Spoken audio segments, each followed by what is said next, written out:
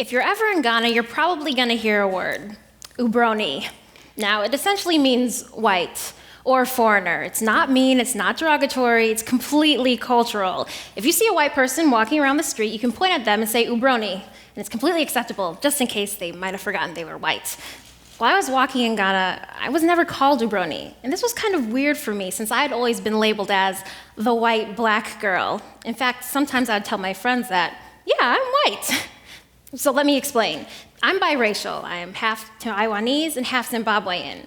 But I'm also adopted, so my parents, my grandparents, my cousins, and my aunts and uncles, they're all white. Basically, I've lived a very white life. I've had the white privilege minus all the sunburns. When it came to shaping my identity, I didn't really consider heritage as part of it. I considered the culture that I grew up in, this whiteness, to be defining who I was. But when I went to Ghana and I became part of the majority, surrounded in this rich African culture, I recognized that I could no longer do that. Heritage does, in fact, shape our identity. But on the flip side of that, I also studied abroad with one of my friends. Now, he'd also been raised in a white culture, but instead of clinging to that as his definer, he instead changed to his heritage. Now, he'd been telling himself his whole life that he was really African. He just needed to get back to the motherland. But when he went back to Ghana, he was confronted with culture, and they didn't accept him as one of their own because there are cultural differences.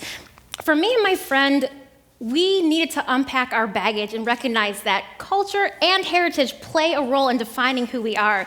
We can't rely solely on culture, and we can't rely completely on heritage. And when I look back, it was kind of an extreme way to learn this lesson.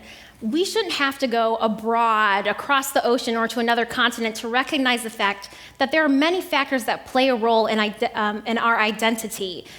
So my question to you is, what factors are you leaving out? For me, it was heritage, and for my friend, it was culture. But I'm sure for you, it might be something else. When we limit how we define ourselves, we limit who we are as a person.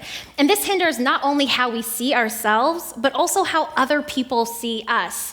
So I want to change this paradigm of how we're defining ourselves, because we will never grow and experience the richness and the depth of who we are as individuals and the people around us if we keep on ignoring the factors that created us.